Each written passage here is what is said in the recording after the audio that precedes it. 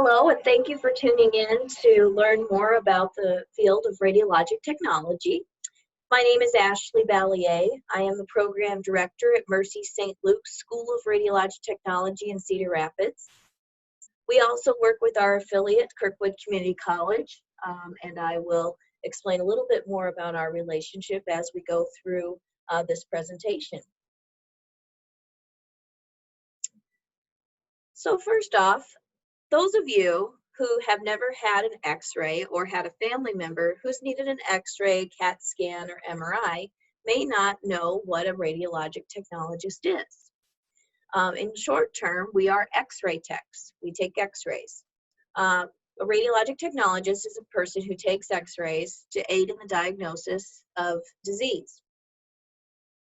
We work with all patients, young and old. I worked with patients as old as 106 years old, and I worked with newborns that were the size of my hand. So we work with quite a variety of patients in any given day and any given time.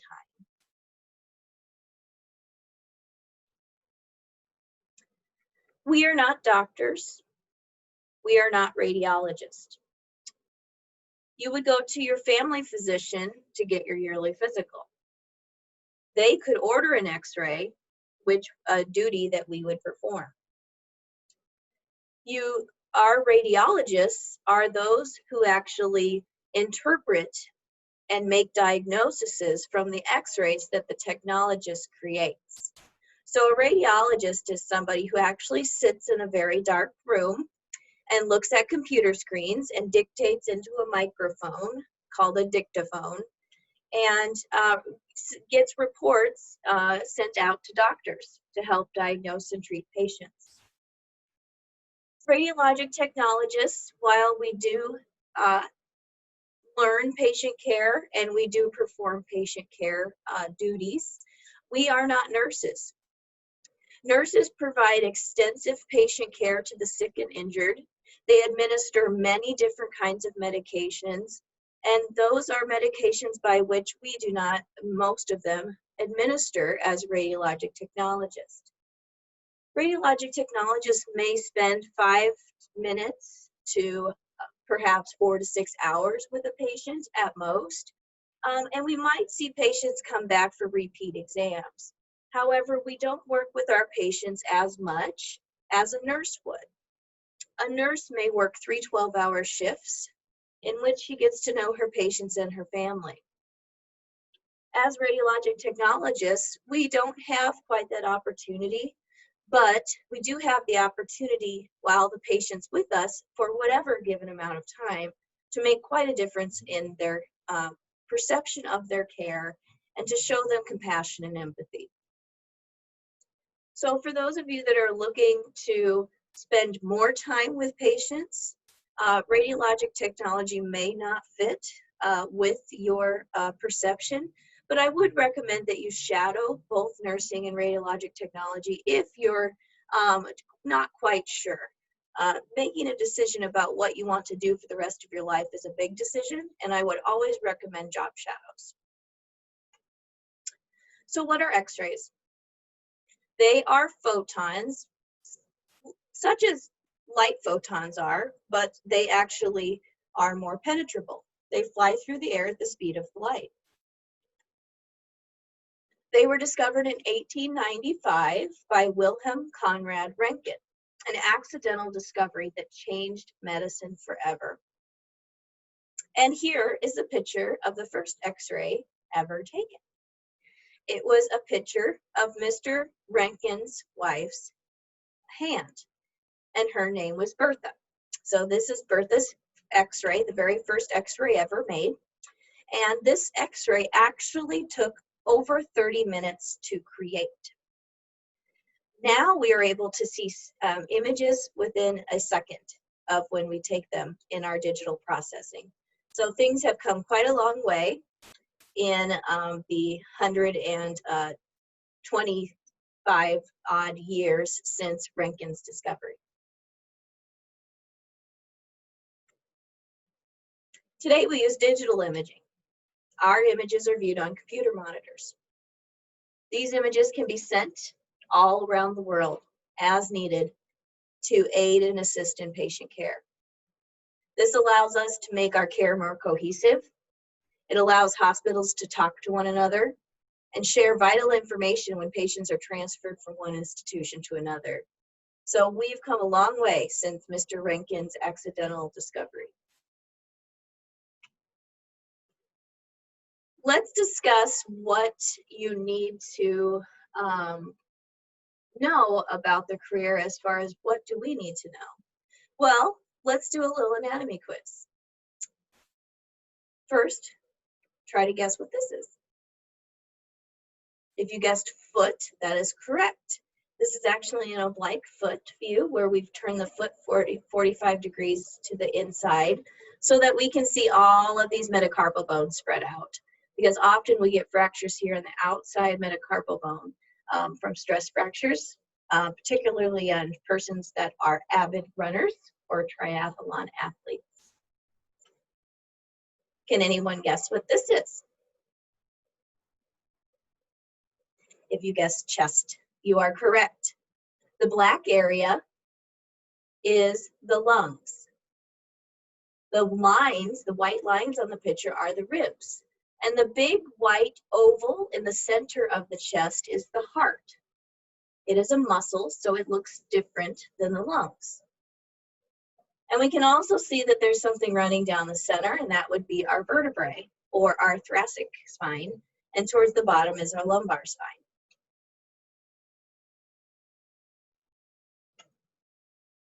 Can anybody guess what this study is looking at?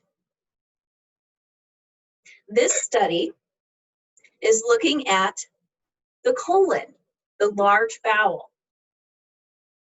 This study is called a barium enema, where a patient actually is injected internally and through the rectum with barium to show the entire colon so that we can diagnose any disease.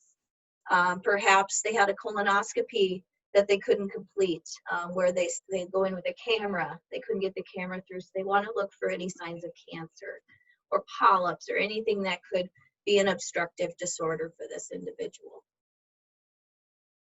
We have to use contrast, such as barium, or something to drink or be inserted or injected into the patient when the organs are very similar in tissue. All of our abdominal organs are kind of similar in how their genetic makeup is, what their tissue density is, what it's made up of. So sometimes we have to actually put something in those tissues to make so we can see them. Otherwise, it's hard to distinguish one thing from another just on a normal x-ray. Here is a picture of a child drinking barium, and the line down the center would be barium that they're swallowing down their esophagus. This big bubble is actually the fundus of the stomach. And then we see the pyloric antrum, and then we see the duodenum and the ileum of the small bowel. So for children who have a lot of reflux, we often have to do a study to examine their reflux, determine how severe it is, and see if any surgical means are necessary to fix their problem. And finally, I bet you can guess what this is. This is a picture of a neck. So this would be a study of the cervical spine. Perhaps somebody was having neck or shoulder pain that we were doing the study, or perhaps they were in a car accident and we're examining for signs of whiplash. We can also see the hyoid bone in the soft tissue of the throat. And then this beautifully darkened line is actually air in our trachea.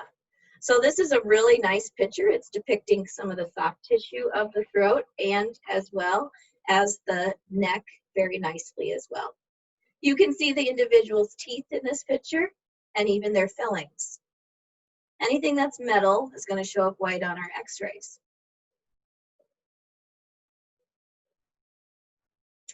So other than anatomy, what else can we see in our x-rays? Well, we can actually examine the pathology, which is the science of the cause and effect of disease. We can diagnose the patient, which is identifying the nature of the illness or problem by taking a look at the symptoms. And then the radiologist will report from our pictures radiographic findings, which will aid in the diagnosis of disease and identification of pathology. So sometimes a patient will come to us and we already know the diagnosis and we already know the pathology. So we might be just confirming how severe the two of those are. Some other times the doctor may give us a preliminary diagnosis as a reason for an examination, but we're not sure of the pathology. So the test that we perform in radiology will help further solidify or actually contradict the original diagnosis of the physician so that the patient's care can be confirmed and that they can make sure and correlate the best care to that patient. The doctor and the radiologic technologist in this picture are actually looking at a CAT scan on this picture in which we take x-rays and we actually turn them into slices. If you would think of the human body as a slice of, or a loaf of bread, CT takes the human body like a loaf of bread and slices it up, and we can individually view it by slices. So that's really neat and very helpful to diagnosing disease and pathology. Can anybody guess what this woman swallowed? We're going to quiz you on a little bit of pathology here. Right, she swallowed her wedding ring. So the radiographic findings report would say ingested foreign body in the stomach because it's located where the stomach is. Now, if you remember back to the picture of that child's stomach, we had barium in it, but that can show you the location of the stomach, so that's where we'd expect this to be sitting. Fortunately for that person, that means they can just take a camera down their throat, the doctors would, and pull that ring back out. And another interesting tidbit for you, to tell if a ring is real or not, if the diamond does not show up on the radiographic image, if it is real, if it is pure. So this individual's diamond was real. Just a little interesting tidbit for you. How about this one? This is a disease or a condition that affects primarily teenage females, but it can affect males, and most often happens in teenagers. Some of you viewing this may have been diagnosed with this condition, while many of you have not. It is a curvature of the spine that we call scoliosis. So the radiographic findings would indicate a scoliosis. And the doctors would go further by commenting on the shape of the torso, of the ribs and the lungs. And they would also actually do measurements for the vertebrae to determine how severe the scoliosis was. And this would help the surgeons and the physicians know how to treat this patient. A person with scoliosis may be able to monitor their scoliosis simply by wearing a brace, while others with more severe scoliosis, such as the individual in this picture, may actually require surgery. Has anyone ever broken a bone? A good many of us have broken a bone, or we will at some time in our lives. This is a good example of a very common injury, a broken wrist. You can see here, this whole chunk is broken off to the front and separated. And when we see that things aren't lining up as they should, that is an indication to us that surgery is needed. So the orthopedic surgeons would be immediately consulted to work with this patient. After surgery, after receiving plates and screws in their wrist, they would have to wear a cast for a good amount of time to let the bone heal. Our images are very important in diagnosing fractures or broken bones. We must be able to position accurately, and also we also must be able to work with the patient's condition. A person with a broken wrist isn't going to want to move their wrist, so we have to be creative and know how to work around that broken wrist and navigate around that person's feelings and their pain levels. So it is a very fluid environment, and no examination is the same and no patient is the same. But in my opinion, that's what makes the field so exciting and so much fun. It's not monotonous. It is very much ever-changing, an exciting environment, a great variety in your work. I find it very difficult to ever get bored in this line of work. So you've seen some pictures of anatomy. We've talked about that. We talked about what the doctors and the nurses do, but what does a radiologic technologist do? Well, we have to do things other than take x-rays. We may have to answer the phone. We may have to navigate people's questions or requests for information. We must be able to work on the computer, take care of patients, of course, take x-rays, and assist the doctors.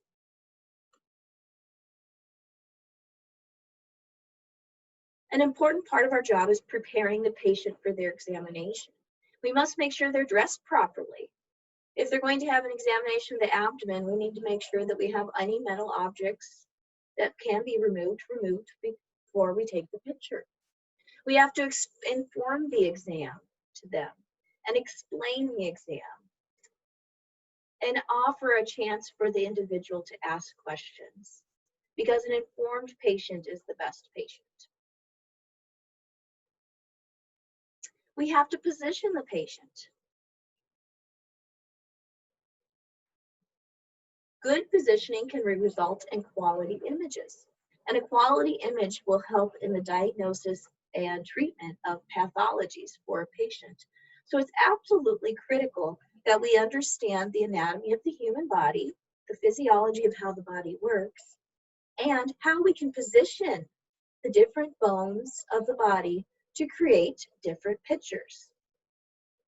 Not only do we position the bones, but we must position them accurately and know also how to change and adjust image positioning when our pictures don't look as pretty as we would like them to. This picture here is a picture of a radiologic technologist in the blue scrubs positioning a patient for a skull x-ray. Sometimes we can take these sitting upright in a chair. This patient, however, came to the department on a table, and therefore they had to do this image lying down. And the resultant picture is the picture on the right, the picture of the skull. You can see the eye sockets. You can see the nasal septum, where the nose is. You can see the teeth and even wisdom teeth back here in the back of the jaw. Here's the jawbone, which looks very familiar if you think of Halloween and skeletons. And then these lines are actually the sutures of the skull. Very, very interesting. And most importantly, we must demonstrate compassionate patient care. Compassion and empathy are everything in healthcare. Just think about the times that you visit the doctor and what qualities do you want your doctor or your nurse to show to you, or what behaviors are acceptable when they're caring for you. And that's how you should display care and compassion to your patients as well. So what does it take to become a radiologic technologist? So in high school, you can prepare yourself by taking algebra, geometry perhaps, biology, anatomy, physiology, physics, chemistry, and computers classes. And what does college look like?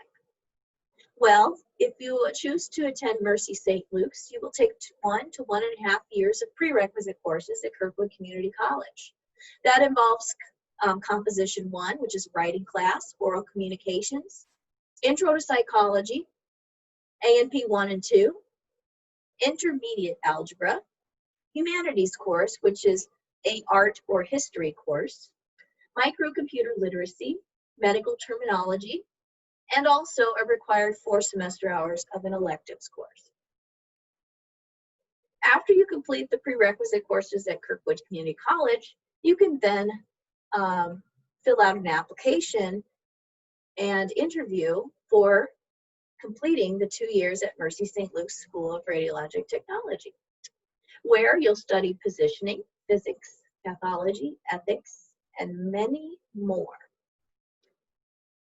Hands-on clinical training is provided from the very first week of clinic at Mercy St. Luke's for the entire 2 years of the program. You will excel at patient care having been received your education from Mercy St. Luke's.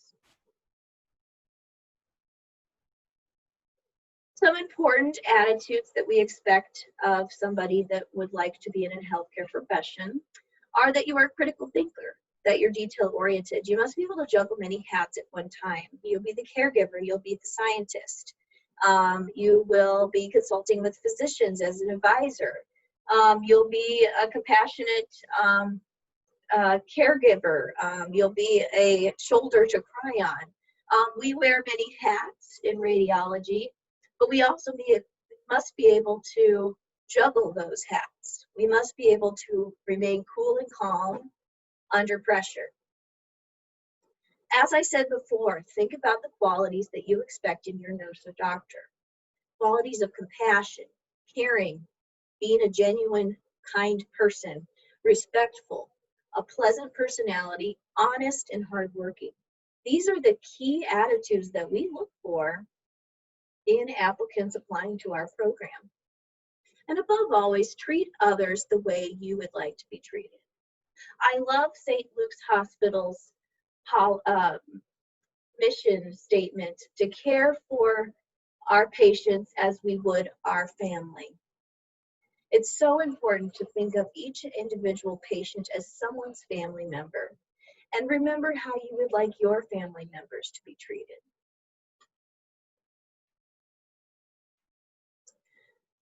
As I said, it's hard to get bored in X-ray. Not only do we take over 200 different examinations of the human body, plus many different procedures, and we also have other modalities or other types of X-ray careers paths that you could follow. I'll just talk about a few of those. Nuclear medicine. This is I don't have a picture of it, but nuclear medicine is in fact a reversal of what we do in X-ray. In X-ray, we send the radiation to the patient to create a picture. But in nuclear medicine, we actually have the patient eat radioactive material, or we inject it into their veins, and then they become radioactive, which we gather information from. Because the science is reversed, there is specified school for that, and there is a program at the University of Iowa for nuclear medicine technology. Magnetic resonance imaging, or MRI is more commonly called, looks similar to a CAT scan, in which we take slices of the human body like a loaf of bread.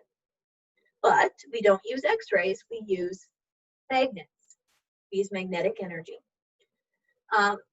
Most MRI technologists, or all MRI technologists, were X-ray technologists first and receive on-the-job training to perform this job.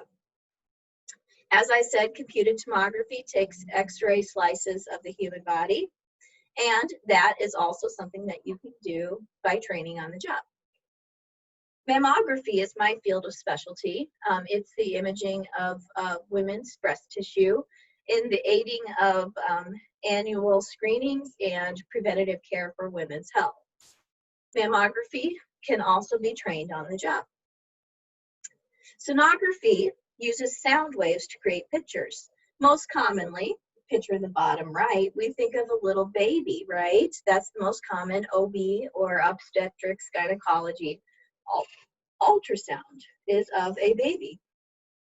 But we can ultrasound everything. We can ultrasound joints. We can ultrasound gallbladders, kidneys, bladders, bowel, we can ultrasound sutures of the skull. You name it, you can also use ultrasound for it. This, because it uses sound waves and not x-ray, has its own special school. There are 3 schools in the state that offer ultrasound training: Allen College in Waterloo, Mercy College in Des Moines, and the University of Iowa Radiation Sciences program. And finally, cardiac catheterization and interventional radiology. This is a field that uses x-rays to create pictures, but they inject the patient with some contrast, which is like that barium I showed you before, but something that's safer to put into the patient's veins, called iodinated contrast media. Cardiac cath technologists can be trained on the job.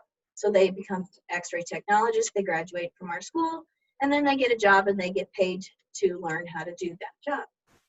So you can see that even past x-rays, there is such a wide variety that you could see much mobility in your career, and really your career can suit your interests throughout your lifetime.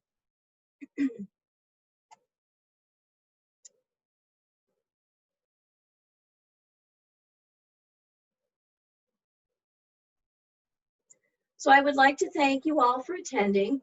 I hope to someday see you face to face so I can answer some of your questions. If anybody does have questions, you can feel free to call our school, and I'd be happy to help you. My number is 319-369-7097. Again, that's 319-369-7097. If you would like to attend a job shadow at either St. Luke's Hospital or Mercy Medical Center, you can go under volunteers and click on job shadowing to get the information to either call and schedule a job shadow, or to fill out a form and submit to the proper department for job shadow. If you're having trouble figuring that out and navigating that, please don't hesitate to give me a call. I do highly recommend that you do attend a job shadow if you're interested in any medical field, and probably would recommend job shadowing a couple different careers, because as I said before, you're making a big decision and you want to make sure that you know that that decision is going to fit your personality and your needs as well. I wish you all the best, and I hope to work with some of you in the future. Take care and have a great summer, and best to all of you.